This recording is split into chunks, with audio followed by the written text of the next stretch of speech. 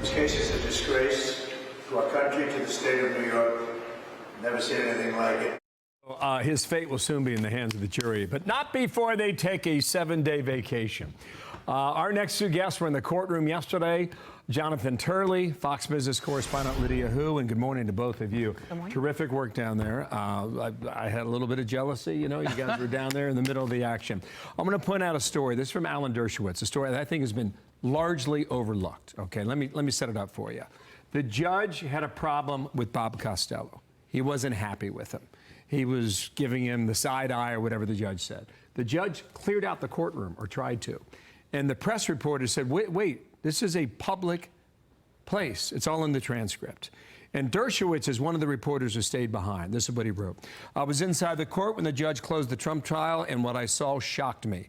The judge in Trump's trial was an absolute tyrant. Though he appeared to the jury to be a benevolent despot, he seemed automatically to be ruling against the defendant at every turn. You were there? Do you agree with that? I certainly agree with the fact that the judge was overwhelmingly voting with the prosecutors. He has reserved questions that could make a big difference in terms of how the jury ultimately rules. And we're watching that very closely. We expect to get some answers by Thursday. But some of the decisions from the judge, I must tell you, I was mystified. And they did seem to be pretty biased. You know, for example, when Costello was testifying, the prosecutors asked about the meaning of a line, and he was expressing what the meaning meant, and the prosecutor cut him off and said, "That's enough." And he said, "Well, can I further explain?" And the prosecutor said no, and the judge said no. Well, when the defense stood up, they said, "Would you like to complete your answer?" essentially. The prosecutors jumped up and said, "It's beyond the scope." And a number of us were just looked at each other like, what? I mean, it is the exact scope. He's continuing his answer. It didn't make any sense at all. And I was looking at the judge thinking, did you not even hear the objection? Because that's the type of moment that I had often in that courtroom where I couldn't figure out how you could even sustain an objection. But we're now looking at the big ticket items. We're looking at things that if the judge grants what the prosecutors want, it could put a very heavy thumb on the scale. Essentially, the prosecutors are trying to reduce this playing field and put that jury right in the end zone so that they don't have to go very far for a conviction. And that includes lowering the standard on a critical term in the indictment so that they don't use the higher standard of a crime. So Eli Honig was on CNN last night. He's one of their legal analysts. Listen to him here, Lydia. Prosecutors have to prove falsified records for another crime. Defense lawyers were begging him. They have to know what the other crime is. And prosecutors were saying, no, let's keep it very vague and general.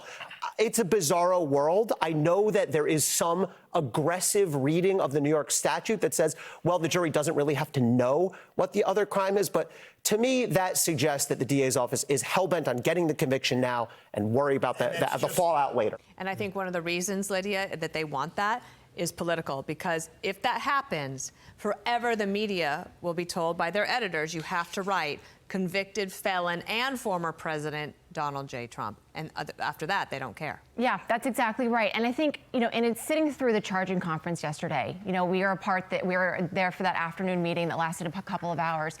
So much of the conversation, to the analyst's point, was about these so-called election crimes. And it very much seemed like there's a lot of scrutiny on how to phrase whether or not the so-called contribution was an election crime, because they don't know if one has actually been committed. And I think that what the jury needs to hear from the defense going into these closing arguments is a reset on what this case is really about. It's about documents. And I think there's really good cause, based on the facts, having sat through so much of the testimony, Dana, that the jury could really find that there's reasonable doubt as to whether these documents have been falsified at all. Right. One thing that mystifies me, federal election law is massively complicated.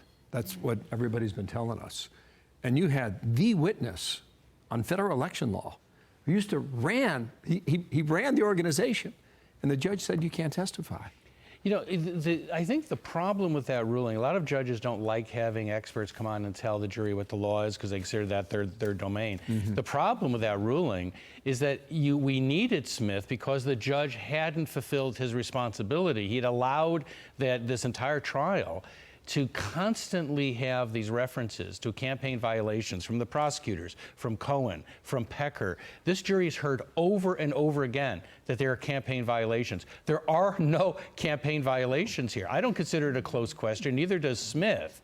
And Smith had some devastating points, including the fact that even if you treated this as a campaign violation, if the prosecutors are right, it wouldn't have been disclosed until after the election. Exactly. So how could that have been a conspiracy to conceal anything? Job well done to both of you, all right? Thank you so much. Back at it next week after the 7-day vacation. I'm Steve Ducey. I'm Brian Kilmeade. And I'm Ainsley Earhart. And click here to subscribe to the Fox News YouTube page to catch our hottest interviews and most compelling analysis.